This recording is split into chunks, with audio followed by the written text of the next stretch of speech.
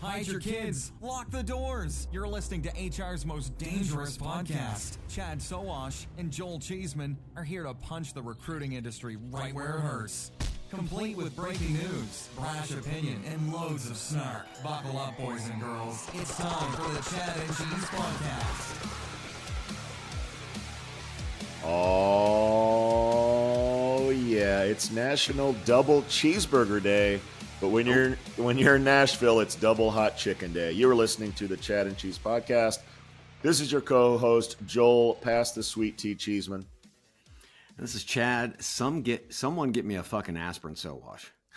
And on this week's abbreviated show from Recfest, CEOs get quiet, Grindr is back on the show, and Uber chases a rabbit. Let's do this. Hospitality is the heart of our society.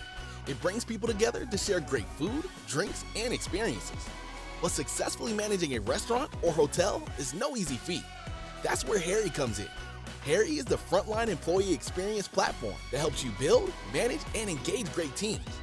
With Harry, managers can easily find and hire top talent, manage timekeeping, and communicate with employees at any time from any place. Candidates and team members can quickly and efficiently apply for jobs, swap shifts, and access important information entirely from their mobile devices. And Harry's robust employee engagement tools make team members feel more connected than ever. With Harry, as an owner or operator, you get a bird's eye view of your business, from turnover cost, labor cost, employee sentiment, compliance risk, and team performance. Run your business better by understanding the power of your people. Because when your team is the heart of your business, Harry is the heartbeat. See how it transforms your business. My voice is torn up. Feeling it. Too many parties. Yeah, shouting over everybody. Jeez. There's been a lot of shouting. And it's not over. We got one more to do, man. The Pontoon Booze Cruise tonight. I don't think that one's going to be as loud. There's not going to be a band on board. We're not going to be in enclosed. Well, not a band, but we have music. Yeah. Oh, okay. Music's fine. We have music. Everyone signed waivers. It could get ugly, dude. I don't know what's going to happen. It's going to get ugly. This may be the last episode that you'll ever hear. It's going to be ugly. Yes. So 3.5 hour drive down. We did the Tin Roof with Aaron App and with our friends over at Plum. We had about 40 people, 65 on the wait list who were literally in the bar. We had like this little roped off section, and that just went completely off the rails after that. It was just like too many people. So just come and enjoy. Yeah. It was wild. I mean, I don't think it's too ambitious to say that the two best parties that are going to happen at this show are ours. I don't think that's too ambitious. I really don't. No. We actually had people leave another party that was happening while ours was happening, and they came to ours, and they were like, a corporate party. Yeah, they were like, that one was pretty lame. This is fucking rocking. I'm like, well, we're on Broadway. We got hot chicken, free booze. Hot chicken. We have hot chicken lollipops, dude. Come on, it doesn't get any better than that. It was Doesn't great. get any better than that. Little plum love all the way through, man. And then Dina Pirro, as soon as we show up, she starts rubbing my nose and beating me on the first week of fantasy football. Don't worry. I can't believe you brought up fantasy football for the mere fact that you're in last place and you scored the lowest amount of points by a lot. In both my leagues, I didn't hit 100 points in either fucking league, dude. It was a bad week. Yeah, it was bad. I got beat, but I'm happy with my team. I had like 130 or 40 points. Look, anyone that has the team that I played is gonna be tough to beat. There's a receiver in Miami who's pretty good. I don't know if you've heard of him. Yeah, he's pretty good.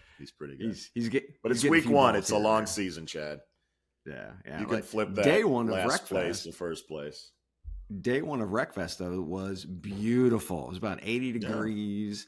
We're gonna go ride the bull today. Okay, we couldn't yesterday. We were on stage pretty much all day yesterday, but it was a great time. I kept hearing from people. I was like, "What did you like about today's show?"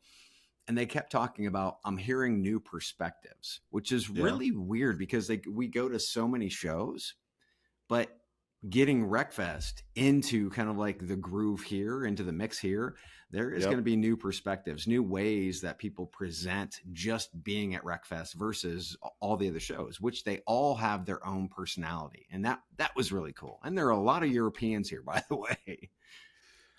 Do they have their own personalities, though? I mean, most of the conferences we go to, it's the setup is pretty similar. Like, go to a session, go get coffee in the expo hall. The voices are back different, to though, sessions. don't you think? Yeah. What I'm saying is Recfest is unique, not just in the voices. And I don't think the other shows are that different. In fact, I would say one of the major selling points of Recfest is it's not HR Tech. It's not SHRM Talent. It's not the typical conference. And we knew that going in because we had experience in London. But Americans, this is their first time. And we asked a sellout standing room only session that we had, who's been here before. It was about 3 or 4, like who's been in Nebworth, and there were very few hands that went up. So this is going to be new to a lot of Americans that are coming over. You're right. Weather's great. I think Nashville, no one's owned it. I think it's a great hip town. I know we've talked politically that it's a little bit of a minefield, but we've talked like, name us a state in America where no one's going to get pissed off. Like until we start having conferences in Bangor, Maine, which would be great for our show because it'd be great one-liners. But until we have the Bangor, Maine conference, you're not going to go anywhere in America where someone's not going to get pissed off. No. And I mean, Nashville is very diverse. Yes, Tennessee it's got its problems. Hell, Texas, Florida. I mean, all the different states that you would even think, Denver, right? That you would think that you would want to go to. You're always going to find problems. Just find where your vibe is. And I'm telling you, man, this is a Recfest town. I agree. Now, I in terms of differences, I want to get your take on what you saw that was different. So one, few things I think they need to work on. So I asked about the Ferris wheel. Yeah. Apparently with a Ferris wheel, you have drive huge nails into the ground, and there's like a water duct or something under the irrigation system. Yeah. It's an irrigation So they were system. like, we would flood the whole city of Nashville if we put in the bolts and whatever for the Ferris wheel. Also, Ferris wheels in America are a lot more expensive than they are in England for whatever reason. Not surprising. Like 10x the cost. So they realize the visual aesthetic that a Ferris wheel brings, and they're going to try, I think, to do something in the future that's similar to that. The other thing is like the paid bar. The bar should be open like it is in England. I don't know what the differences were. So you had need a sponsor on that. Yeah. I mean, so you had Hack a Job. Yeah. You had Hack a. Let me paint the visual. You had Hack a Job giving out tokens for free drinks. Yeah. Okay. So you had one line at the bar, which was like 20 deep.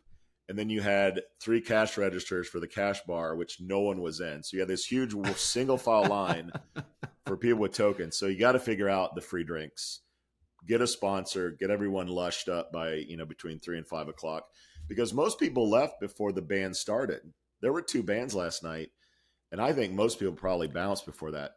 If you have the skyline of Nashville behind your conference, that's cool, but it's also a lure to get people out of the conference and into downtown Nashville.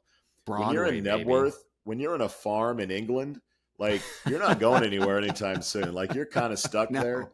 So they kind of need to figure out, how do we keep people there? Getting them lubricated with alcohol is one, and then kind of start the music early. Maybe get a DJ to get the vibe going. They need to figure. I think you have that, but you just use what you have here, and that's Broadway, right? And maybe you cut it off a little bit early. You have some music that's playing, all that other fun stuff, but you tell people to go out and enjoy themselves on the town, and then come back tomorrow. Right. Yeah. I mean, you can't fight it. You can't fight the magnetic lure of Broadway, and you shouldn't, because that's what makes Nashville such a great, I think, event town to be in. So one thing I do have though is I think the vendors that we see in London, they really put together like the games, and I mean they really go all out. The vendors are going to have to step it up here in the U.S. Right? They are just not making muster like they do from the London show. I think it was funny because Plum I think they probably had the most traffic because every female in the place wanted to go get their hair braided, get their hair done, get a little tinsel in it or something like that. Yeah. And it was like, that was like a huge draw. But we're used to like games and fun and all this stuff all over the place. There was that. It just was muted compared to that of London. Yeah, I don't know how you get some vendor needs to step up. Hack a Job in London had the double-decker booth. The exclusive party on top, the mixologist, like someone needs to step up in that way so everyone follows suit. But yeah, the vendors need to get on it. This is not HR Tech. This is not hang out in the exhibit hall. This is a party, and the vendors have a big part in that. So you took the words right out of my mouth. The vendors need to step it up for next year. Yeah. Well, and I got to give it to Hack a Job because they're going to be the Booze Cruise sponsor. They're the ones powering the Booze Cruise. So what they lacked in their double decker on the actual event, they're making it up for the Booze Cruise. But yes, we definitely want to see that ratcheted up. Yeah, no doubt. No doubt. We'll see you next year, Recfest, for sure. Wherever you are, we will be here. Allegedly 1,200 people. Doesn't matter. But got tickets, and they're hoping to ratchet that up to maybe 1,500-1,600 next year. I think that's easy. I think this will go up to 2. There's just too much FOMO, too much word of mouth, too much stuff going on. People will continue to show up, and these changes will be made. So if it's not obvious, we're slightly hungover. I'm enjoying a coffee. If you're watching on YouTube, Chad is wearing sunglasses. This is going to be an abbreviated show. 3 topics instead of 2.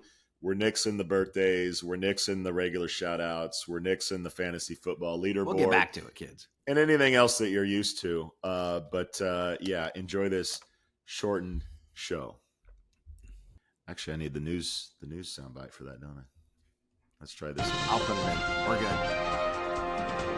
Topics. Oh, you had it. Okay, I get it. Okay. I had it. I just pushed the wrong button. Hangover. Like I said, hangover. Okay. I get it. Hey, I want to push the step bro soundbite so bad, but I don't. Okay. So quick update before we get to topics, Chad. We called it. What's up? Yeah, no, Deel. This is from The Information, who actually we were talking about last week. Deel, who is embroiled in a government crackdown on online trading sites, have paused providing payout services to several businesses in that category as it conducts a review of their operations, end quote. Yes, we called it. These types of quote unquote trading companies represent less than 1% of Deel's revenue. So it's best for optics and business. And remember, to all those startups out there, we know you're moving fast. And sometimes, like in this case, you break shit. The key is cleaning up your mess after breaking. And that's what Deel's doing right now. So kudos to Deel. Yep, no doubt. Look, they were highlighted in The Information, which is a subscription-only online publication. Very influential. They're typically writing stories about Google and Facebook. The fact that Deel was in this was a big deal. Rippling, a competitor, followed suit and said, we're nixing all these prop trading firms from our portfolio. Deel followed suit. We called it, but it wasn't it was kind of obvious that it was going to happen. It happened quickly though. So kudos to Deel. All right, let's get to our first story. This is mainly a soundbite that we're going to play and comment on the other side, but I do want to give some context to this. This is Tim Gurner.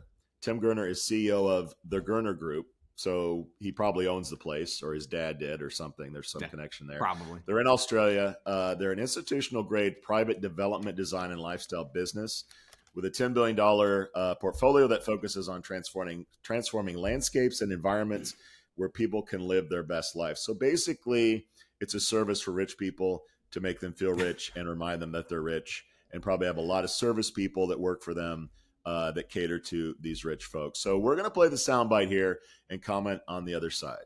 Here we go. I think the problem that we've had is that we have people decided they didn't really want to work so much anymore through COVID, and that has had a massive issue on productivity. Tradies have definitely pulled back on productivity. They have been paid a lot to do not too much in the last few years, And we need to see that change. We need to see unemployment rise. Unemployment has to jump 40, 50% in my view. We need to see pain in the economy. We need to remind people that they work for the employer, not the other way around. I mean, there's been a systematic change where employees feel the employer is extremely lucky to have them, as opposed to the other way around. So it's a dynamic that has to change. We've got to kill that attitude, and that has to come through hurting the economy, which is what the whole global, the world is trying to do. The governments around the world are trying to increase unemployment to get that to some sort of normality. And we're seeing it. I think every employer now is seeing it. I mean, there is definitely massive layoffs going off. People might not be talking about it, but people are definitely laying people off, and we're starting to see less arrogance in the employment market, and that has to continue because that will cascade across the cost balance. Oh, all right, Chad, take a breath and let us know what you think about Mr. Gerner's comments. So, I mean, they're saying the quiet part out loud, and you know that every CEO is thinking this, right? It's just that some have much better optics and they're better at narrative. So here's the quote. You heard it. I'm going to go over it again. We need to see unemployment rise. Unemployment has to jump 40 to 50%, in my view. We need to see pain in the economy, end quote. We need to see pain in the economy. So those are his words. And now, he isn't alone. He didn't just conjure this up one day. This is what is talked about in rich people circles.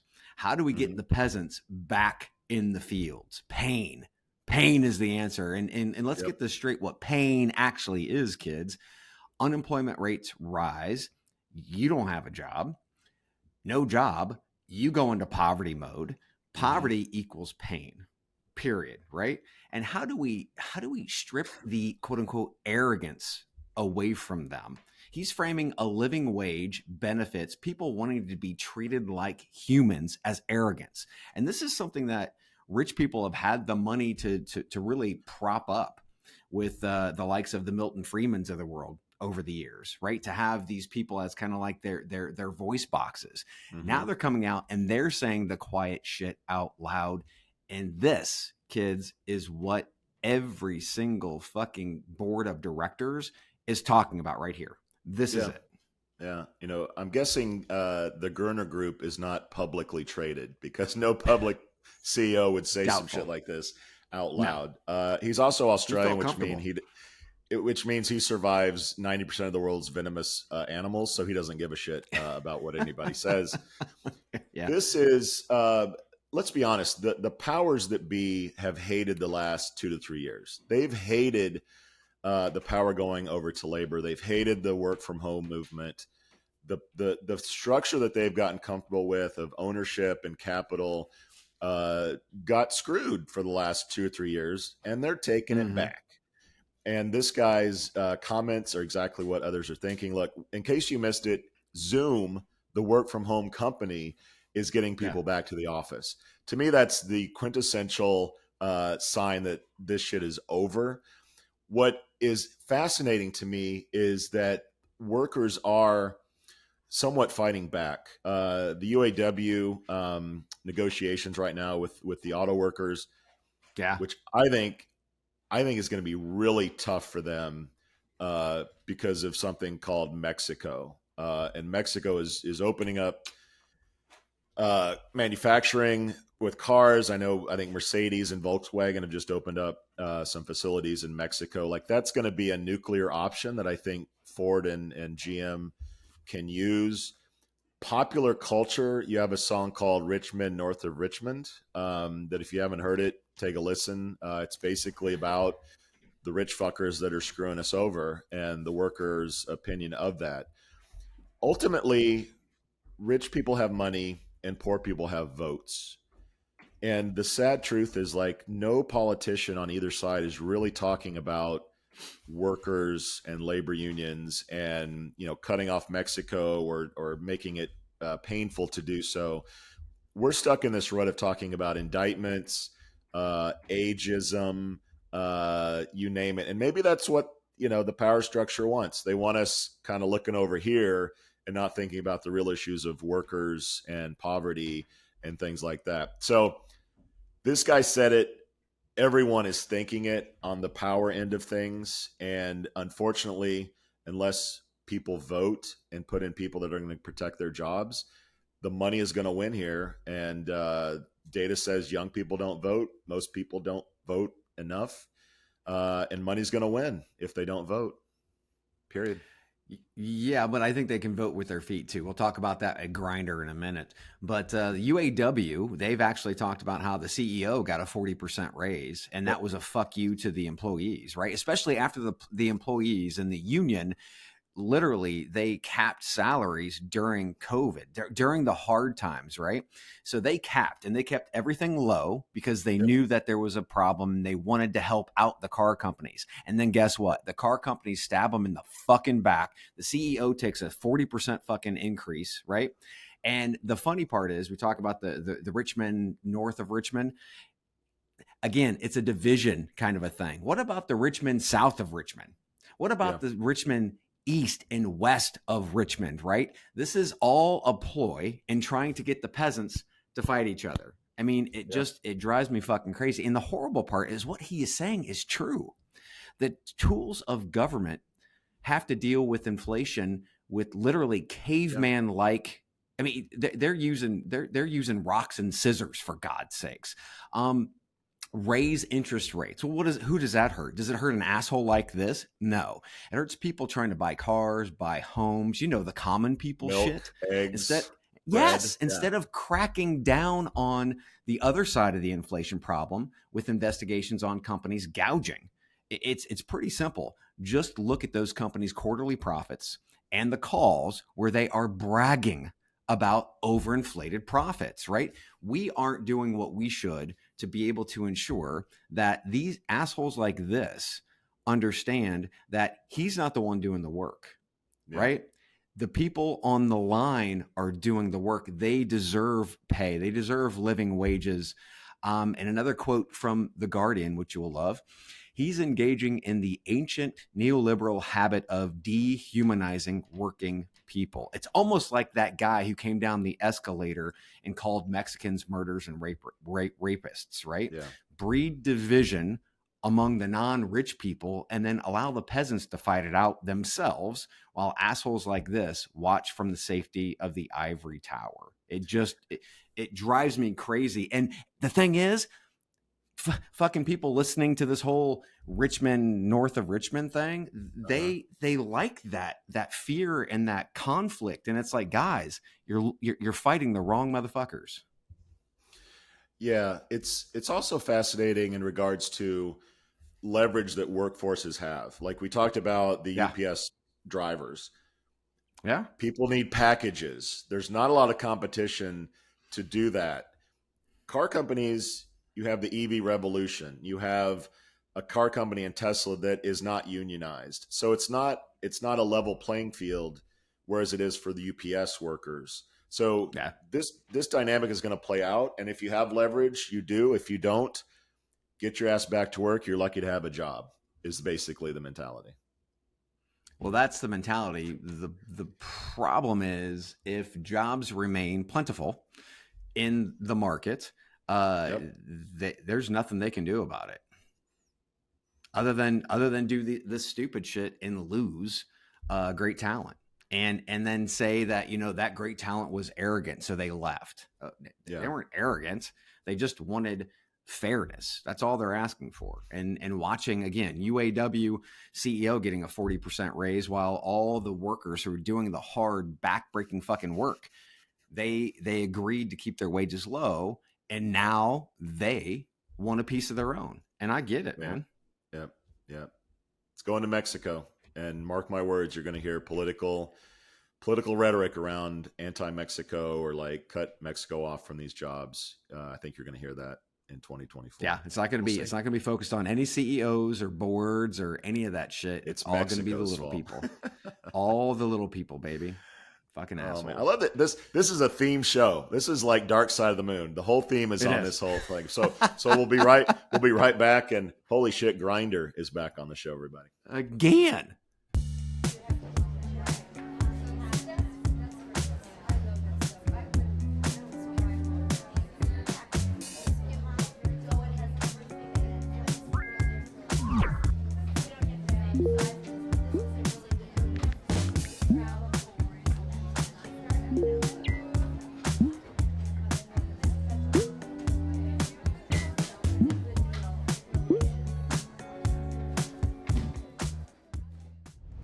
Grindr is back on the show, Chad. Grindr's return to office policy led to nearly half of its staff leaving. I'll say that again. Half of the staff leaving. The policy required employees to relocate to designated hub cities or leave with severance following a unionization effort. Grindr United union filed unfair labor charges after 80-plus workers faced forced resignations due to a return to office policy following unionization, alleging retaliation and silencing by the company. Remaining staff continues organizing. Chad, your take on Grindr news? Have employers just lost their fucking minds?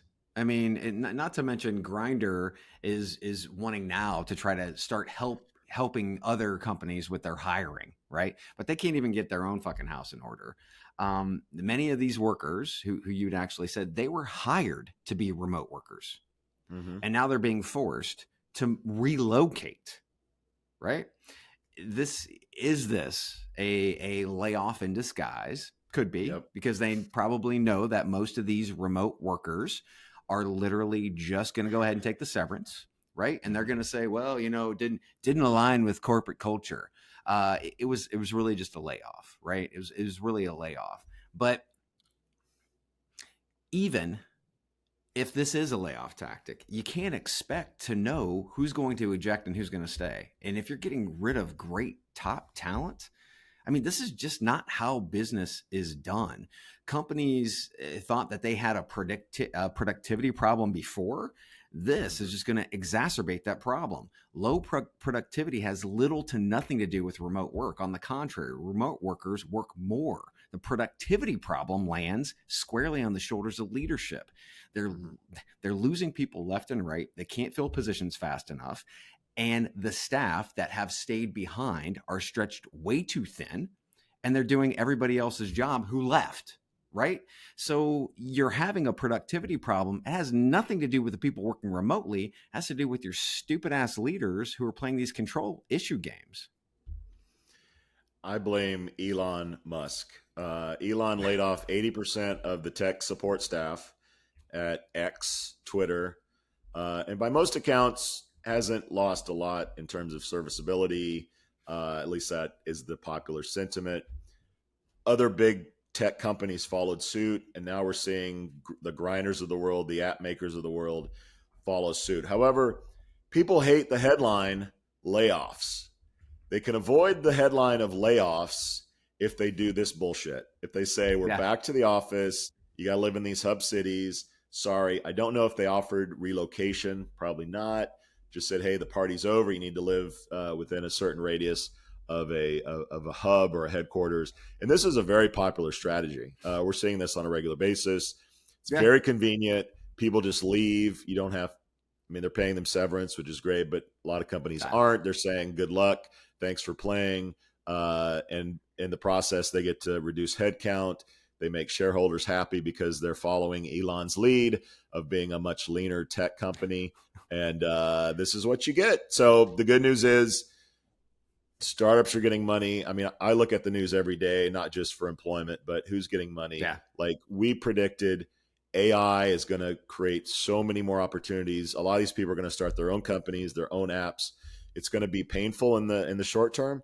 But I think heading into next year, we're going to see some exciting companies, some really great startups that couldn't afford the talent that was working at Facebook and Apple. They're going to start bringing these folks in, making them owners of the company, and we're going to see some really exciting things happen. There's just going to be a lot of pain for the next 6 to 12 months for a lot of workers. Well, and we've talked about it. Those companies, the Facebook, the FANG companies, they overhired. They were literally trying to starve the market because they had so much fucking capital, right? They're trying to, and this is if you have the money, if you were a rich company like a Facebook or a Google, something like that, your profit margins are such that you can waste cash, right? And starving the market, your competitors of great talent, is a way to do that. It shouldn't be legal, but how are you going to fucking enforce something like that, right? Yeah. But that's what's happened, and I agree 100%. These people are going to come back in the market. They're going to work for startups. They're going to start their own companies, and we're going to see a lot of innovation come out of it. Yeah. So our buddy at Van Hack, Ilya, who's a big fan of the show, I know he's listening for sure. Hi, Ilya. Hey, talk to him. His job is to basically bring tech talent and companies together, focused in Canada, which we all love. Yeah. But he commented that he believed August was like the bottom in terms of hiring tech. And he thinks that from here on out, not necessarily a hockey stick, but it's going to trend up significantly. And I think our sentiment reflects that. So good times ahead, hopefully. And there's going to be some real exciting stuff, I think, in terms of new companies.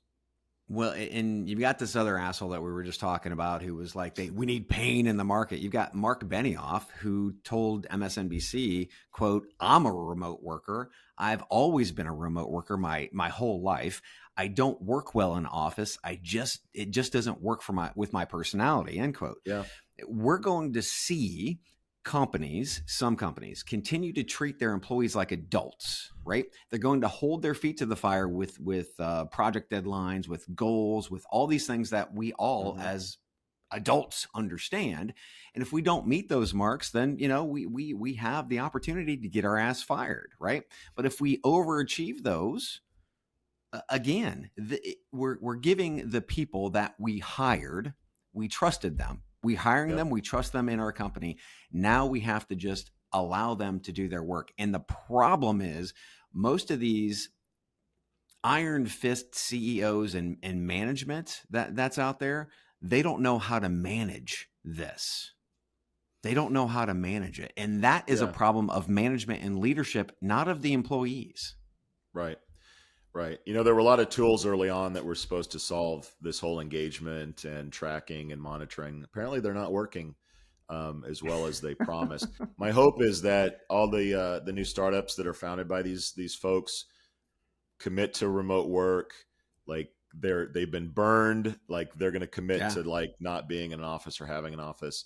And I think we're headed towards a two-class company society where you're either you're in the office or you're not, and we'll see who wins that as it shakes out. Well, I think there's a hybrid, variable that's there too, where you allow somebody to actually say, "Hey, look, when you're going to come in." Cummins Engine Company in Columbus, Indiana, they have they downsize their footprint from an office space standpoint, and you have specific days that you check in to say that I'm going to come into the office to work, right? So that they know that they have enough space. There's a space management, those types of things, but they trust their employees enough as adults to say, "Hey, look, when do you want to come in? When your meetings are, when you should be in the office to do these things. And then when you don't, it's just, and that's been happening for years with Commons."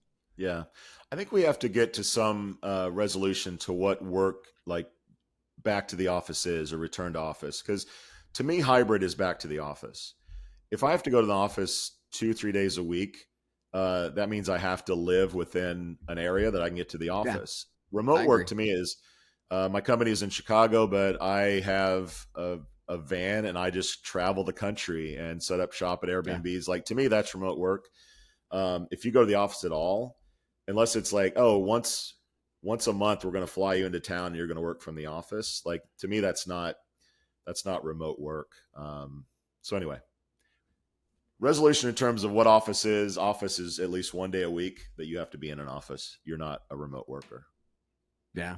Yeah. If it's a mandate, yes. I agree 100%. Because if you can just, let's say, for instance, I do work close to the office, but I do, like you said, I go to Portugal, work out of my place there, an Airbnb somewhere on the East Coast or West Coast or something like that. If I have the flexibility to do those things, that to me, again, the autonomy as an employee, as an adult, I think that to me constitutes remote work. But yes, if there's a mandate that you have to come into the office one time a week or what have you, that is more of a return to office. Right. Maybe Uber will save us all when we get back. Oh, Jesus. Some news out of Uber. Chad, have you taken an Uber since you've been here in Nashville? Lyft. I've taken Lyfts. Lyft. Much cheaper.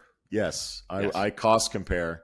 and Lyft always is cheaper. So if you can do Yes. it, Lyft tends to be the selection. Anyway, rideshare app Uber is reportedly working on a service similar to TaskRabbit, allowing users to hire people for various tasks beyond driving and food deliveries. The potential new service, codenamed Chore, was discovered in the hidden code of Uber's iPhone app. Users can hire a tasker for a minimum of 1 hour, specify the task duration and preferred arrival time, and the app will calculate the cost based on the task's time requirement. Chad, what's your take on Uber taking it to the rabbit? The quest for Uber's continual profitability, profitability. They're just trying everything. Let's throw everything at the wall and see what we can do. But I do believe an app like this, if it's done right, could kill companies like Thumbtack, Angie, and other service apps. Because again, many people use Uber. I know that, when we're in a city somewhere, Julie will get Uber Eats if we just don't want to go out, right? So that is an add-on service. But if Uber really wants to do this, I think they buy a Thumbtack or an Angie or something like that, so that they have all that contractor or gig base that's automatically there, and it's just add water, and you put this app pulled together, and it's just a much easier way to do what Angie and the Thumbtacks of the world have been doing for years. And I mean, that's literally, it's lead gen is all they do. It's lead gen. This could be more than that, which I think would be really cool. Yeah.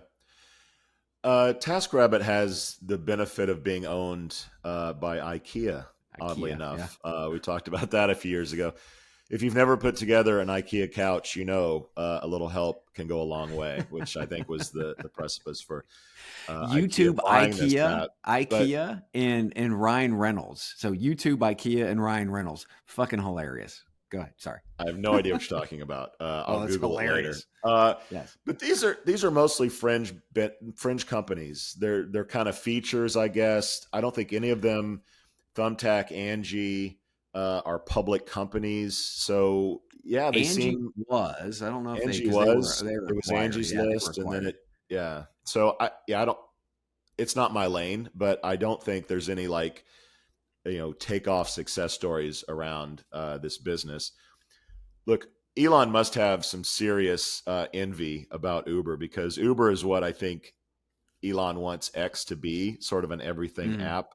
I need something delivered. I need a ride. I need by the way, I love scooters. Nashville full of scooters. I am on scooter alert, everybody, if you're driving the streets of Nashville. So they're becoming this sort of whatever I need, I can go to this quote unquote super app and get it. And to me, it makes perfect sense that they would add this option. I think any contractor, they already know about Uber. They're going to put their profile in there, and we'll see.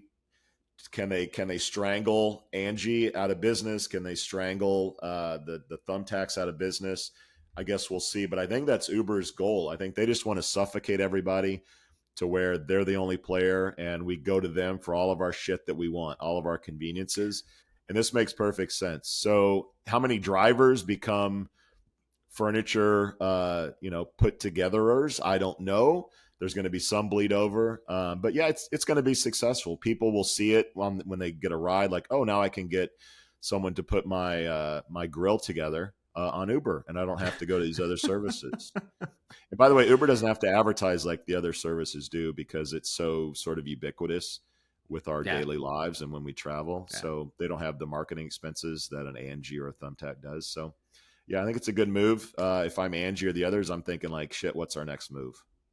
I'm thinking let's put in a really good bid to get acquired by Uber, because I mean those companies are legacy. They're old style lead gen. I mean, this is something new. It's much better. They just need a database like in Angie, because they have like the plumbers and the carpenters and the handymen and all those guys. Will drivers do it? Maybe, but I mean, you don't want to like hang your hat on that, right? You want a database of these people right out of the gate. So if they go full steam, hopefully we see an acquisition. Yeah, and I don't know who would buy some of those companies. I mean, they're so fragmented, they're so localized. It's sort of like Groupon, right? Like Groupon was huge locally, but like other services came along or coming. So I don't know who would buy these guys, but that is an interesting notion. We'll keep our eye on it. But until then, Chad, my Uber is here to take me to Recfest for day 2. I'm going to get another cup of coffee. I'll see you on the booze cruise, my friend. Yes. We out.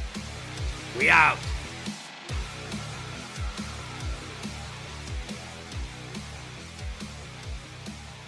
Thank you for listening to, what's it called? A podcast. The Chad. The Cheese. Brilliant. They talk about recruiting. They talk about technology. But most of all, they talk about nothing. Just a lot of shout-outs of people you don't even know. And yet you're listening. It's incredible. And not one word about cheese. Not one. Cheddar. Blue.